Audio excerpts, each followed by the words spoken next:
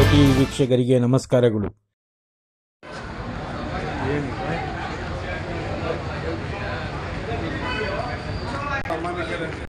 Kolar Amanikere ಅಚ್ಚುಕಟ್ಟಲ್ಲಿ survey number 531-35-36 8 ಕಾಲು ಗುಂಟೆ 12 ಅಗಲದ್ದು 1955-56ರಿಂದ ಭೂಸ್ವಾಧೀನವಾಗಿದೆ. ಅಲ್ಲಿ ಕೊನೆ ಜಮೀನಲ್ಲಿರ್ತಕ್ಕಂಥ ನಾವು ವಾಸ ಮಾಡ್ತಾಯಿದ್ದೀವಿ. ಅದಕ್ಕೆ ದಾರಿಗೆ ಕಲ್ಲು ಚಪ್ಪಡಿಗಳು ಅಡ್ಡ ಇಟ್ಟು ಆ ರಸ್ತೆನೆಲ್ಲ ಒತ್ತುವರಿ ಮಾಡಿದ್ದಾರೆ. ಡಿ ಸಿಗಳು, ಎ ಸಿಗಳು, ಲೋಕಾಯುಕ್ತರು ಅನೇಕ. ಇದು ರಾಮಯ್ಯ ಸರ್ ಅವರು 40 ವರ್ಷದಿಂದ ಇದನ್ನು ಮಾಡಲೇಬೇಕು ಅಂತ ತುಂಬ ಹೋರಾಡ್ತಾ ಇದ್ದಾರೆ. ಆದರೂ ಕೂಡ ನಮ್ಮ ಸರ್ಕಾರದಿಂದ ಯಾವ ಸೌಲಭ್ಯನೂ ಕೊಡದಿಲ್ಲ ಇದೇ ದಿನಗಳಿಂದ ಸಾಗಿಸ್ಕೊಂಡು ಹೋಗ್ತಿದ್ದಾರೆ.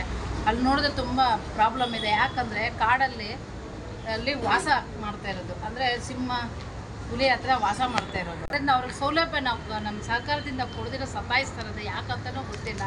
ಅದಕ್ಕೋಸ್ಕರ ಅವ್ರಿಗೆ ನಾವು ಬೆಂಬಲ ಕೊಡೋಕ್ಕೆ ನಾವು ಪ್ರತಿಯೊಬ್ಬರೂ ನಾವು ಇಲ್ಲಿ ಸಹಕಾರ ಕೊಟ್ಟೇ ಕೊಡ್ತೀವಿ. ಇದೇ ರೀತಿ ನಮ್ಮ ಸಹಕಾರದವ್ರು ಏನೋ ನಮಗೆ ಕೊಡಲಿಲ್ಲ ಅಂದರೆ ಆಹಾರೋತ್ರೆಯಲ್ಲಿ ನಾವಿಲ್ಲಿ ಜಾಗರಣೆ ಮಾಡೋದಕ್ಕೂ ಸಿದ್ಧವಾಗಿದ್ದೀವಿ. ಅವ್ರಿಗೆ ನಾವು ಬೆಂಬಲ ನೀಡ್ತೀವಿ ಅಂತ ನಾನು ಸುತ್ತಮುತ್ತೂರವರು. ಹೌದು, ಇವ್ರಿಗೊಬ್ಬರಿಗೆ ಹಂಗಾಗಿರೋ ಇನ್ನೂ ಜನಕ್ಕೂ ಹಂಗೆ ಬೇರೆ ಜಮೀನಿಯವರು ಹಾಗಿದ್ದಾರೆ, ಬಂದಿದ್ದಾರೆ.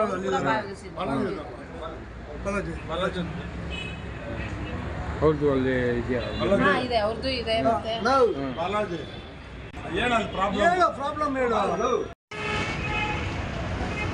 ಗಾಂಧಿನಗರ ಅಮಾನಿಕೆರೆ ಅಚ್ಚುಕಟ್ಟು ಸುಮಾರು 10 ಜನ ರೈತರಿಗೆ ಅವ್ರ ಜಮೀನುಗಳಿಗೆ ಹೋಗೋಕ್ಕೆ ದಾರಿನೇ ಇದಾಗಿದೆ.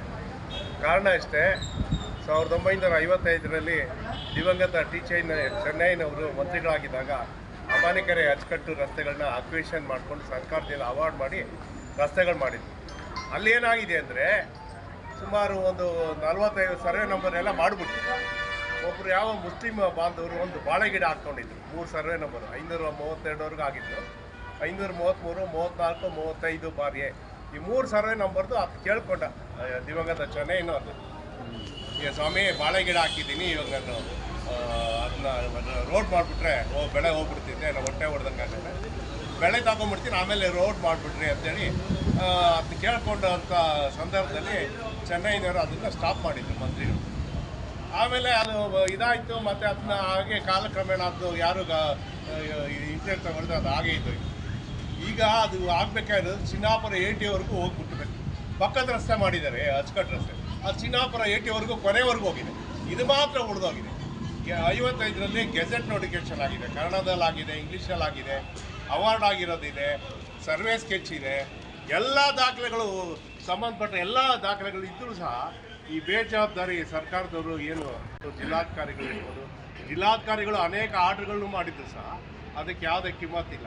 ಅಲ್ಲಿ ಓಡಾಡೋಕ್ಕಾಗದೆ ರಾಮಯ್ಯ ಸುಮಾರು ಸತಿ ಬಿದ್ದು ಸರ್ಕಾರಕ್ಕೆ ದಯಾಮರಣ ಕೋರಿ ಪತ್ರ ಬರೆದಿದ್ದಾರೆ. ನನಗೆ ದಯಾಮರಣ ಕೊಡ್ತಾ ಇದ್ದೀನಿ, ಅದು ಸಾಯೋದಕ್ಕೆ ಪರ್ಮಿಷನ್ ಕೊಡಿ ಅಂತ. ಅಂಥ ಪರಿಸ್ಥಿತಿ ಅಲ್ಲಿ ಏರ್ಪಟ್ಟಿದೆ. ಹಿಂದೆ ಇದ್ದಂಥ ಜಮೀನು ಏನು ಇವತ್ತು 12 ಅಡಿ ರಸ್ತೆ ಏನು ಪ್ರೆಸೆಂಟ್ ಪಾಣಿ ಮ್ಯೂಟೇಷನಲ್ಲಿ ಬರ್ತಾ ಇದೆ, ಹಿಂದೆ ಇದ್ದ ಜಮೀನು ಮಾಲೀಕರೆಲ್ಲ ಬಿಟ್ಟಿದ್ರು.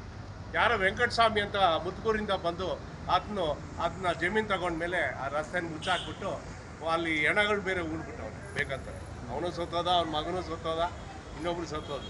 ಅಲ್ಲಿ ಬೇಕಂತ ರಸ್ತೆಗೆ ಅಟ್ಲಾಗಿ ಉಣ್ಣಿ ಕಲ್ಚಪ್ಡಿಗಳನ್ನ ಹಾಕ್ಬಿಟ್ಟು ಓಡಾಡೋದಕ್ಕೆ ಒಂದು ಅಡಿ ರಸ್ತೆ ಇಲ್ಲ ಅಲ್ಲಿ. ಆ ಪರಿಸ್ಥಿತಿ ಏರ್ಪಟ್ಟಿದೆ. ಹಾಕಿರೋ ಕಲ್ಲುಗಳು ಈ ಥರ ಬಾಗಿ ಅದು ಮುಚ್ಚೋಗಿದೆ, ರಾಜಕಾಲುವೆನೂ ಮುಚ್ಚೋಗಿದೆ.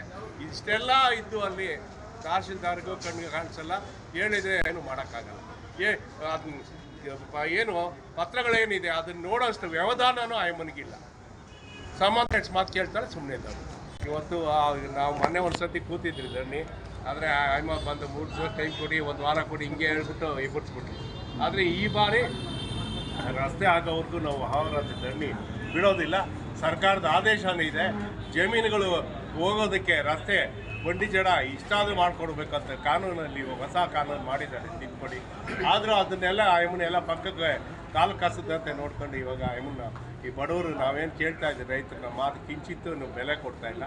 ಆಯಮ್ಮನು ಇದರಲ್ಲೇ ಆಯಮ್ಮನು ಮುಳ್ಕೊಂಡಿದ್ದಾರೆ ಅಂತ ಹೇಳೋದಕ್ಕೆ ಇಚ್ಛೆ ಪಡ್ತೀನಿ.